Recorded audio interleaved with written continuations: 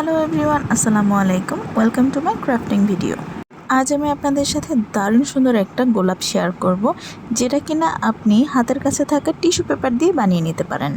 বানানোর প্রসেস খুব সহজ। প্রথমে আমি গোল শেপ করে কেটে নিচ্ছি।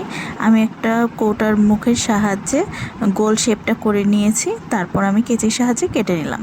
এই তো আমি অনেকগুলো এখানে গোল শেপ করে কেটে নিয়েছি। তারপর যেহেতু টিস্যুটা সাদা ছিল, আমার কাছে একটু গোলাপি গোলাপি কালার করতে মন চাইছিল, তাই আমি টিস্যুটাকে এই রঙের মধ্যে চুবিয়ে নিয়েছি। এক্সট্রা পানিটা আমি চেপে ফেলে দিয়েছিলাম। তারপর এটাকে আমি ড্রাই করে নিব। আমি আয়রনের সাহায্যে ড্রাই করেছি। আয়রন করেও দেখি ড্রাই হয়নি পুরোপুরি। তারপর আমি সেটাকে ফ্যানের বাতাসে শুকিয়ে নিয়েছি। এই তো শুকানো হয়ে গেছে। তারপর এরকম হালকা গোলাপি একটা কালার এসেছে। তারপর আমি একটা বোতলের মুখা নিয়ে নিয়েছি। আমি যেই শেপের গোলাপ বানাতে চাই ওই শেপের আমি একটু মিডিয়াম সাইজের মুখাটা নিয়েছি। তারপর আমি প্রত্যেকটা পাপড়ি আলাদা আলাদা করে নিলাম।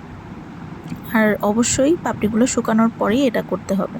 তারপর একটা গোল সার্কেলের পাপড়িকে আমি অর্ধেক মাঝখানের দিকে, অর্ধেক বাইরের দিকে, অর্ধেক মাঝখানের দিকে, অর্ধেক বাইরের দিকে, এই প্রসেসে একটার উপর আরেকটা রেখে তারপর গ্লু লাগিয়ে দিচ্ছি।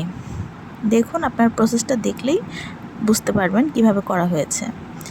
খুবই ইজি, আপনারা খুব সহজে সুন্দর একটা গোলাপ বানাতে পারেন।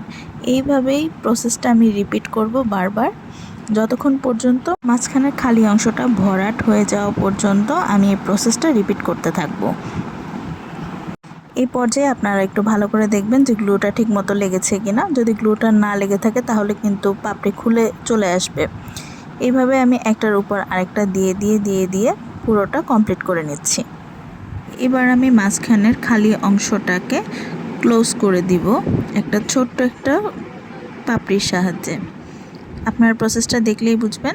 দেন আমি মুখাটা থেকে গোলাপটা ছাড়িয়ে নিলাম, আর এই দেখুন কত সুন্দর একটা গোলাপ হয়ে গেছে। ভিডিওটি ভালো লাগলে অবশ্যই লাইক, কমেন্ট এবং শেয়ার করবেন। আল্লাহ হাফেজ।